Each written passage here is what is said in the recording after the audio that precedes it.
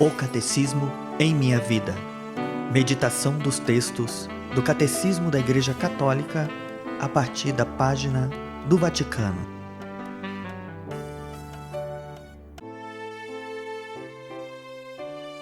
Louvado seja nosso Senhor Jesus Cristo! A profissão da fé. Este é o primeiro vídeo do parágrafo 5. A comunhão dos santos. Do artigo 9, creio na Santa Igreja Católica. Vinde Espírito Santo e enchei os corações dos vossos fiéis. Depois de ter confessado a Santa Igreja Católica, o símbolo dos apóstolos acrescenta a comunhão dos santos. Este artigo é, em certo sentido, uma explicitação do anterior, pois que é a Igreja, senão a Assembleia de todos os santos? A comunhão dos santos é, precisamente, a Igreja. Uma vez que todos os crentes formam um só corpo, o bem de uns é comunicado aos outros. E assim, deve-se acreditar que existe uma comunhão de bens na Igreja. Mas o membro mais importante é Cristo, que é a cabeça. Assim, o bem de Cristo é comunicado a todos os membros. Comunicação que se faz através dos sacramentos da Igreja. Como a Igreja é governada por um só e mesmo Espírito, todos os bens por ela recebidos tornam-se necessariamente um fundo comum. A expressão comunhão dos santos tem, portanto, dois significados estreitamente ligados: comunhão nas coisas santas, sancta, e comunhão entre as pessoas santas, sancti. Sancta sanctis, o que é santo para aqueles que são santos. Assim proclama o celebrante na maior parte das liturgias orientais, no momento da elevação dos santos dons antes do serviço da comunhão.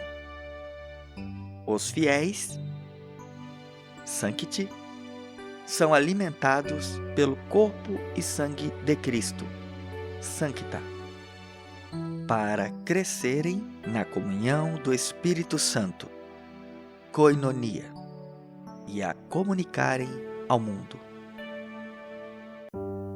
A comunhão dos bens espirituais.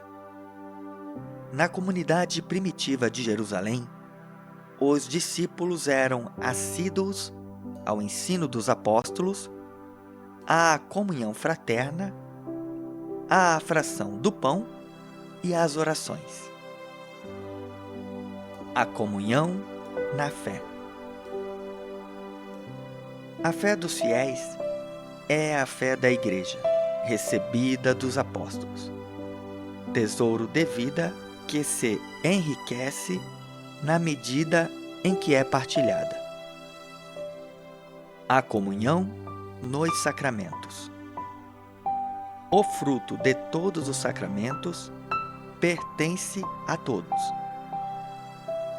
Os sacramentos, e sobretudo o batismo, que é como que a porta por onde os homens entram na Igreja, são outros tantos vínculos sagrados que os unem todos e os ligam a Jesus Cristo. A comunhão dos santos é a comunhão dos sacramentos. O nome de comunhão pode aplicar-se a cada um deles, porque cada um deles nos une a Deus. Mas este nome convém mais à Eucaristia do que a qualquer outro, porque é principalmente ela que consuma esta comunhão. A comunhão dos carismas. Na comunhão da Igreja, o Espírito Santo distribui também graças especiais entre os fiéis de todas as ordens, para a edificação da Igreja.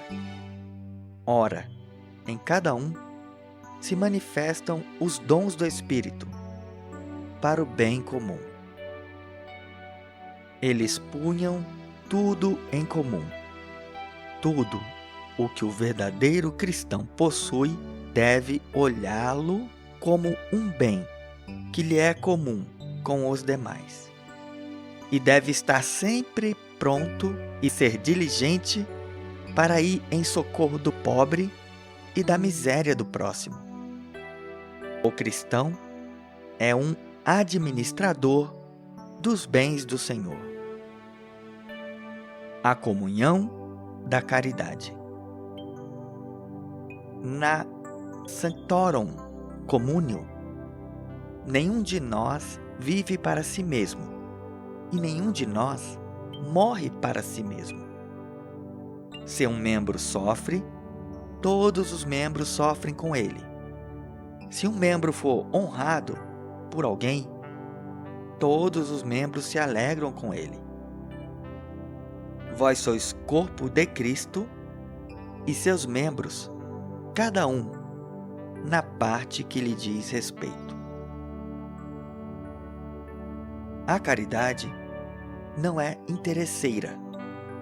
O mais insignificante dos nossos atos, realizado na caridade, reverte em proveito de todos, em uma solidariedade com todos os homens, vivos ou defuntos, que se funda na comunhão dos santos. Pelo contrário, todo pecado prejudica esta comunhão. Até o próximo vídeo. Deus abençoe você.